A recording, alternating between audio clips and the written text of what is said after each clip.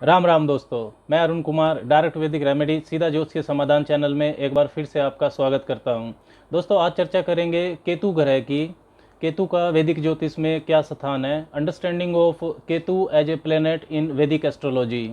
भचक्र यानी zodiac belt के अंदर पृथ्वी के जो घूमने का मार्ग है और चंद्रमा के घूमने का जो मार्ग है, ये आपस में दो जगह पर काटते हैं। इन्हीं कटान बिंदुओं को राहु और केतु कहा जाता है। चंद्रमा एक बिंदु को पार करके जब उत्तर की तरफ जाता है तो उस बिंदु को राहु कहते हैं, वो बिंदु राहु कहलाता है, north node of the moon. और जब चंद्रमा दूसरे बिंदु को पार करके दक्षिण की तरफ जाता है तो उसे south node of the moon कहते हैं, केतु कहते हैं। राहु की विस्तृत चर्चा, राहु का 12 भावों में फल, वो सब हम डिस्कस कर चुके हैं। तो अब केतु की चर्चा करेंगे। केतु छाया ग्रह है, राहु की तरह ही हाइपोथेटिकल प्लेनेट, फिजिकल एग्जिस्टेंस इसका नहीं है। राहु और केतु एक ही दानव जिसका नाम सवर भानु था, उसी के दो हिस्से हैं। राहु उसका सिर है तथा बाकी शरीर बिना सिर का वो केतु है। तो हाइपोथेटिकल प्लेनेट है, छाया ग्रह है, फिजिकल एग्जिस्टेंस इसका नहीं है, काल्पनिक और छाया ग्रह है बिना सिर का। तो जब भी कोई आत्मा जब शरीर धारण करती है तो दिमाग के अवचेतन जो भाग होता है, सबकॉन्शियस माइंड जो होता है ब्रेन का, उसमें पिछली जिंदगियों की यादें होती हैं। उन यादों की जो हार्ड डिस्क होती है यानी स्टोरेज होता है, वो चंद्रमा उसका कारक होता है, चंद्रमा उसको रिप्रेजेंट करता है। और चंद्रमा के ही नोड्स हैं राहु और केतु। तो उन यादों में जो कार्य और चीज़ें आप कर चुके हैं पिछले जीवन में, जो आपने अकम्प्लिश कर लिए हैं, जो मिशन पूरे कर लिए हैं, केतु उनका कारक है। जो कार्य अधूरे रह गए थे पिछले जन्म में, जो अधूरी इच्छाएं थी, उनका कारक केतु होता है। राहु रिप्रेजेंट्स करता है unfulfilled desires of your past life. इसलिए कुंडली में राहु जिस भाव में होता है, राहु का जहाँ प्रभाव होता है, तो उस भाव से संबंधित चीज़ों की तरफ राहु आपको इस जीवन में दौड़ाता है, उनको पाने का जुनून आपको देता है। केतु रिप्रेजेंट करता है फुलफिल्ड और partially fulfilled desires of your past life. वो चीज़ें और कार्य जो आपने अपनी पिछली ज़िंदगी में पूरे कर लिए थे, उनको एक्सपीरियंस कर लिया था, उन मिशन पर और मंजिलों पर आपने विजय प्राप्त कर ली थी, अपना ध्वजा आप वहाँ पर फहरा चुके हैं, अपना झंडा फहरा चुके हैं, उनको केतु रिप्रेजेंट करता है। इसलिए केतु ध्वजा का कारक भी है, फ्लैगशिप का। Ketu represents those things which we have experienced in the past lifes. इसलिए केतु कुंडली के जिस भाव में होता है, उस भाव से संबंधित चीज़ों व कार्यों को करने का हमारे अंदर जुनून नहीं होता, राहु की तरह ऑब्सेशन नहीं होता। इसलिए हम केतु के प्रभाव वाली चीज़ों से अलग हो सकते हैं, आइसोलेट हो सकते हैं। इसलिए केतु को भौतिक जीवन के अलगाव का कारक के रूप में देखा जाता है। Separation from material world, Ketu इसका कारक है। केतु मंगल की तरह ही फल देने वाला, मंगलवत माना जाता है। मंगल हमारी इच्छा शक्ति को, हमारे फिजिकल एफर्ट्स, हमारी मेहनत का कारक है, और उसके द्वारा ही हम इस जीवन में अपने कार्यों को पूरा करते हैं। केतु भी वही है, लेकिन इसमें फ़र्क सिर्फ इतना है कि केतु ने वो चीज़ें और कार्यों पर पहले ही विजय प्राप्त कर लिया है, उनको पहले ही एक्सपीरियंस कर लिया है। इसलिए केतु अब उन चीज़ों की परवाह नहीं करता है। केतु बताता है कि जब जन्म हुआ तो आत्मा कहाँ से चल कर आ रही है, किन किन अनुभवों, किन किन एक्सपर्टीज़ के साथ आ रही है, जीवन में प्रवेश कैसा है। राहु केतु का जो एक्सिस होता है, ये एग्जैक्टली बता सकता है कि अब जीवन कहाँ कहाँ से गुजरेगा। केतु शरीर है बिना सिर का, मतलब केतु के पास आंखें नहीं है, वो सुन नहीं सकता, दिमाग भी नहीं है, सेंस ऑर्गन्स नहीं है, इंद्रियां नहीं है। तो केतु दुनिया को वैसे नहीं देख सकता जैसे आँखों वाले देख सकते हैं। इसलिए परमात्मा ऐसे व्यक्तियों को सिक्स्थ सेंस, पूर्वाभास की शक्ति, इंट्यूटिव पावर देता है। इसलिए केतु सिक्स्थ सेंस का, पूर्वाभास की शक्ति का कारक भी है। मन की आँखों से देखना, मतलब केतु के पास प्रकाश नहीं है, इसलिए मन के अंदर की खोज, आत्मनिरीक्षण करना और अंतर्मुखी व्यक्तित्व, इंट्रोवर्ट पर्सनैलिटी, केतु इनका कारक है। केतु के पास पहचान नहीं है सिर ना होने की वजह से, और इसलिए केतु मन के अंदर खोज करता है। अवचेतन मन, सबकॉन्शियस माइंड को पढ़ना चाहता है। आंखें नहीं है, प्रकाश नहीं है, इसलिए केतु की खोज अंधेरे में चलती है। अंधेरे की दुनिया में खोज करना इसलिए केतु जो गूढ़ विद्याएं होती हैं, ज्योतिष, तंत्र मंत्र, अकल्टिज्म, मिस्टिसिज्म, ध्यान लगाना, मेडिटेशन, साइकोलॉजी, योगा, दार्शनिकता, स्पिरिचुअल एनलाइटमेंट, मोक्ष, इन सब का भी केतु कारक है। केतु जड़ों को रिप्रेजेंट करता है, रूट्स को, तो केतु रिसर्च का कारक भी है। कंप्यूटर की नई नई भाषाएं और कोडिड भाषाओं को डिकोड करना, आश्रम्स, मोनिस्ट्री, मठ, जो शांत जगहें होती हैं, अंधेरी गुफाएं हैं, इन सब का कारक केतु माना जाता है। केतु भी राहु की तरह सडन इवेंट्स, अचानक फल देने वाला होता है, सडन इवेंट्स का कारक है। केतु हमेशा अपनी पहचान को खोजता है, वो चीज़ों के अंदर जाकर डीप रिसर्च करके जो चीज़ें खोजी जाती हैं उनका कारक है, क्योंकि ये जड़ों को रिप्रेजेंट करता है। केतु मंगल की तरह अग्नि तत्व का ग्रह है, और इसलिए केतु जो इलेक्ट्रिसिटी होती है, इलेक्ट्रिकल इंजीनियरिंग होती है, इनका भी कारक है। चाकू, शार्प ऑब्जेक्ट्स, और जो जख्म होता है, कोई वुंड होता है, सर्जरीज, एम्बुलेंस, डेड बॉडीज, और जो अनयूजुअल बीमारियां होती हैं जिनका डायग्नोसिस करना बहुत मुश्किल होता है, पेट की बीमारियां, एब्डोमिनल डिजीज़, वेरिकोज वीन जैसी जो बीमारियां हैं, इन सब का कारक केतु है। केतु मुर्गा, कुत्ते और कॉकरोच का कारक भी है, और केतु को पुत्र कारक भी माना जाता है। केतु हेडलेस है, बिना सिर का, तो स्टूपिडिटी यानी कि मूर्खता का कारक भी है। अगर केतु आपका पाप प्रभाव में है और ये लगन को, असेंडेंट को या चंद्रमा को प्रभावित कर रहा है, तो मेंटल स्लोनेस, मेंटल इलनेस होना संभव है। पापी केतु किसी भी भौतिक जीवन की वस्तु की परवाह नहीं करेगा। केतु को किसी भी राशि का स्वामित्व प्राप्त नहीं है, लेकिन बहुत से विद्वान केतु को को रूलर मानते हैं वृश्चिक राशि का, मंगल के साथ। पंचम, सप्तम और नवम केतु की ये 3 दृष्टियां मानी जाती हैं। कुछ विद्वान केतु को धनु में उच्च का मानते हैं, कुछ विद्वान वृश्चिक में उच्च का मानते हैं, लेकिन इतना जरूर है कि केतु वृश्चिक और धनु दोनों में ही अच्छा फल देता हुआ पाया जाता है। अश्विनी, मघा और मूल, ये 3 नक्षत्र केतु के स्वामित्व में आते हैं। केतु की जो महादशा होती है वो 7 सालों की होती है। केतु अग्नि तत्व की राशियों में मेष, सिंह और धनु, तथा जल तत्व की राशियां कर्क, वृश्चिक और मीन में शुभ माना जाता है। भावों में भी जो धर्म त्रिकोण है, पहला, 5वां और 9वां भाव, और जो मोक्ष त्रिकोण है, चौथा, 8वां और 12वां भाव, उनमें केतु को शुभ माना जाता है। केतु छाया ग्रह है। केतु जिस भाव में बैठता है उसके स्वामी के अनुसार फल देता है, अपने डिस्पोजिटर के अनुसार। जिस ग्रह के साथ बैठता है उसका भी फल देता है। मतलब कुंडली में अगर केतु शुभ भावों में, शुभ ग्रहों के प्रभाव में है, तो केतु शुभ फल देगा। अगर अशुभ भावों में है और अशुभ ग्रहों के प्रभाव में है तो केतु अशुभ फल देता है।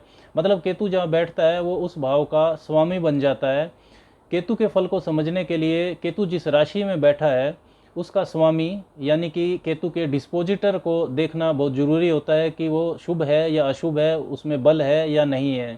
केतु अगर कुंडली में केंद्र त्रिकोण यानी कि पहले, चौथे, 7वें, 10वें या पंचम या नवम भाव में बैठे, और अगर कोई दूसरा केंद्र त्रिकोण का स्वामी केतु से संबंध बना ले, मतलब या तो वो केतु के साथ बैठ जाए या केतु पर दृष्टि डाल दे, तो केतु भी योग कारक की तरह फल देता है। तब ऐसा केतु सभी तरह के संसारिक सुख प्रदान करने की अक्षमता रखता है। एक उदाहरण से इसको समझते हैं। मान लीजिए कि ये कन्या लगन की कुंडली है, इसमें जो केतु है वृष राशि में बैठा है, 9वें भाव में, त्रिकोण भाव में, मित्र राशि में, और जो केतु का डिस्पोजिटर है शुक्र, वो भी दूसरे त्रिकोण में है, 5वें भाव में, मकर राशि में, मित्र राशि में है।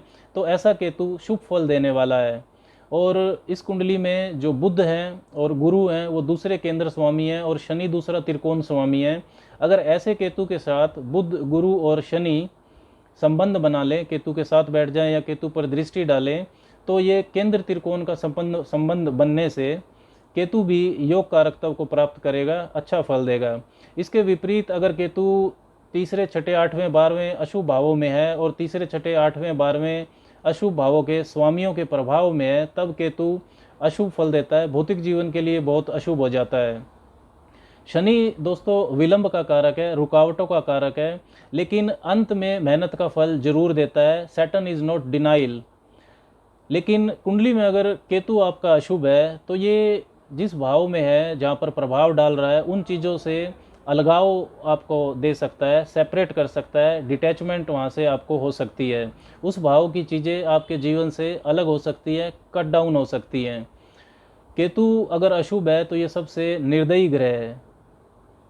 मान लीजिए कि केतु आपके 7वें भाव में है, तो बहुत से ज्योतिष ग्रंथों में विवरण है कि अगर केतु 7वें भाव में है तो विवाह नहीं होगा, होगा तो उसमें जो हार्मोनी है वो, मतलब वैवाहिक जीवन में जो सुख है वो कम होगा, अच्छा नहीं मिलता है केतु अगर 7वें भाव में हो।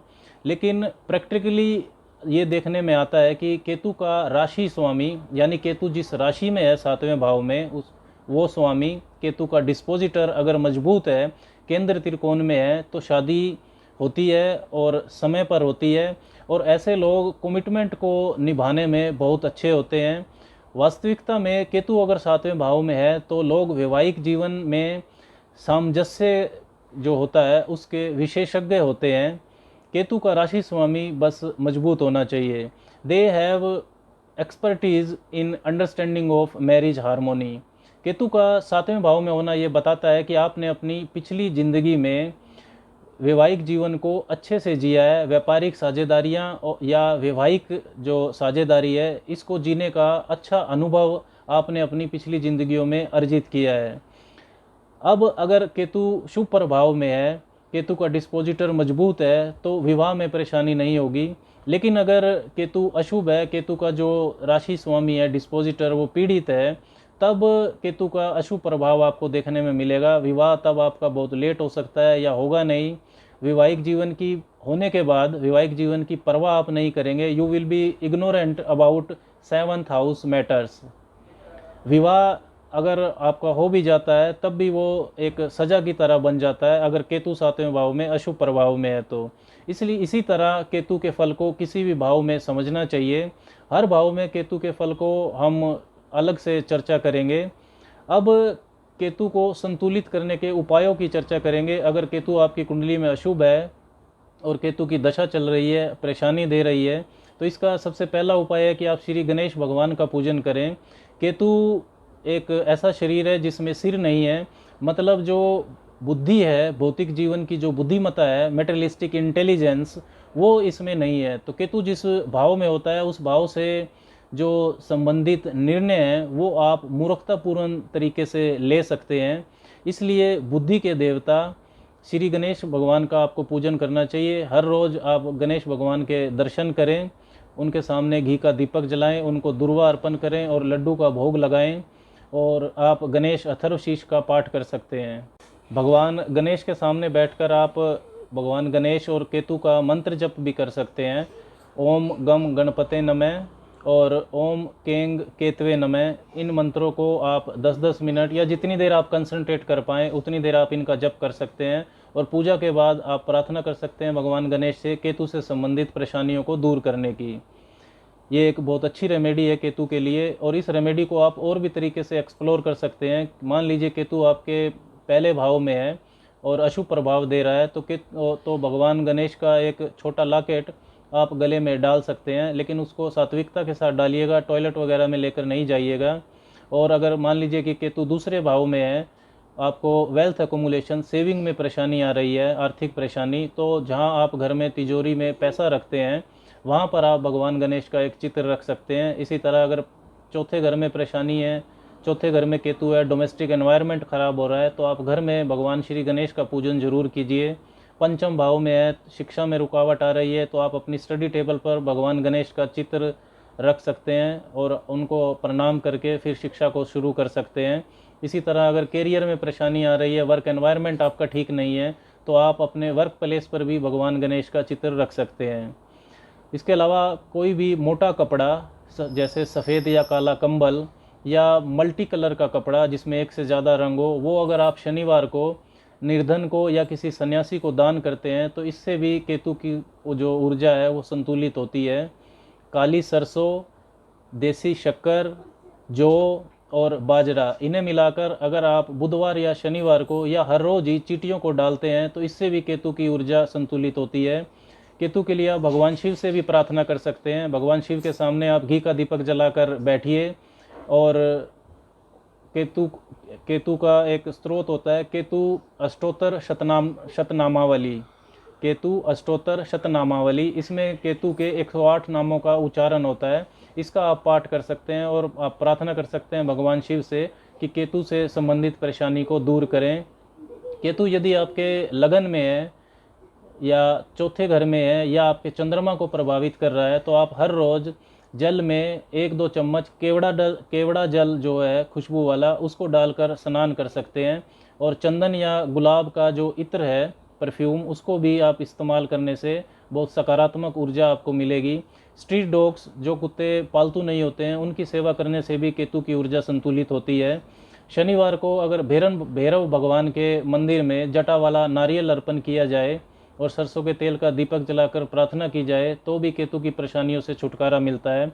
अगर केतु चौथे 8वें या 12वें भाव में है, या चौथे 8वें या 12वां जो जलीय राशियाँ होती है 4, 8, 12 उनमें है, तो आप सूर्यास्त के बाद शनिवार को लहसुन या प्याज, थोड़ा सा सिंबॉलिक रूप से थोड़ा लहसुन या प्याज बहते जल में आप प्रवाहित कर सकते हैं।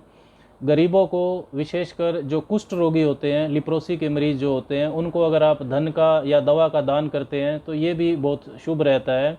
और केतु अगर आपको परेशानी दे रहा है तो उसका सबसे बड़ी एक सावधानी ये है कि केतु जिस भाव में है आपके, उस भाव से संबंधित जो निर्णय हैं वो आप अपनी सलाह से ना लें। मान लीजिए कि केतु अगर 10वें घर में है तो कैरियर से संबंधित अगर कोई बड़ा निर्णय है तो वो आप अपनी समझ से ना लें। पंचम भाव में है तो शिक्षा से संबंधित कोई बड़ा निर्णय आप ना लें, बुजुर्गों की सलाह लेकर के चलें। दोस्तों, केतु को संतुलित करने के लिए, केतु की परेशानियों को दूर करने के लिए, केतु की अगर खराब दशा चल रही है उसके लिए ये सारे उपाय आप कर सकते हैं। इनमें से जितने उपाय आप करें 3 या 4 तो आप कर सकते हैं, लाभ आपको ज़रूर होगा। और ये सारे उपाय आप डायरेक्ट कर सकते हैं बिना ज्योतिषीय परामर्श के, लाभ आपको निश्चित दिखाई देगा। आज के लिए बस इतना ही। राम राम।